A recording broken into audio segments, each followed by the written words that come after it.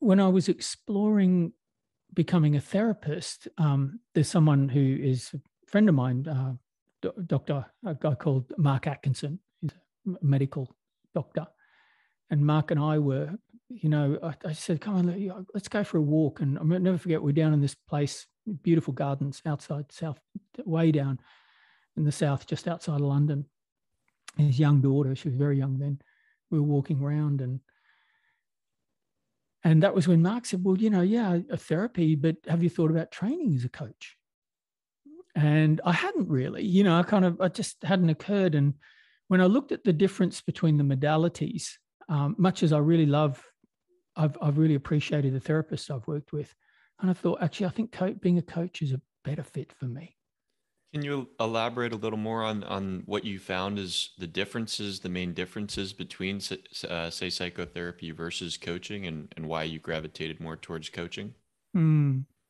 Yeah, and this is, often a very simplistic rendering that's given to this, but I do think there's something of it that's true as well. And for me, it was my experience that, often what I was going to work with the therapist with was the broken pieces of my life, is probably the best way I could say it. Like where were the kind of problematic pieces that kept revisiting me in life? Like I realized I had great parents, but I'd had a really, there were things about individuation and separation and so forth, and messaging that I'd received as a young kid that were just revisiting in unhealthy ways later on in my life. I didn't have a lot of trauma, but and so I realized that there were these things that were being brought into therapeutic relationships that are really wonderful and really necessary. And of course, much deeper traumas. I experienced that with in relationships I'd been in with people who had been really profoundly damaged, as a result of early experiences. And that was certainly the domain of therapists and great therapy. They do an amazing job with a lot of this.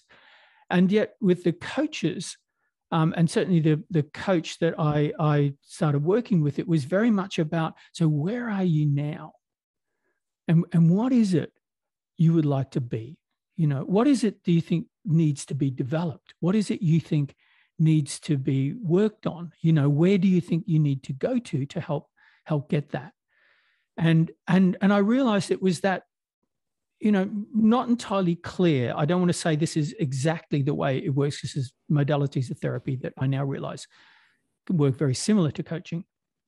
But it was that training of human optimization, of human potential, of finding the places where we can live more purposeful and happy and fulfilled lives, that can go from where we are now, this kind of self that we have at the moment, which is existentially challenged, because you wouldn't be sitting in front of a coach if you didn't think there was something better possible. And it was going from this kind of existentially challenged being, to something that we kind of know is better. We might not have the clarity on that just yet, but we might get there with a coach, and then let's figure out the journey. And that to me was so exciting.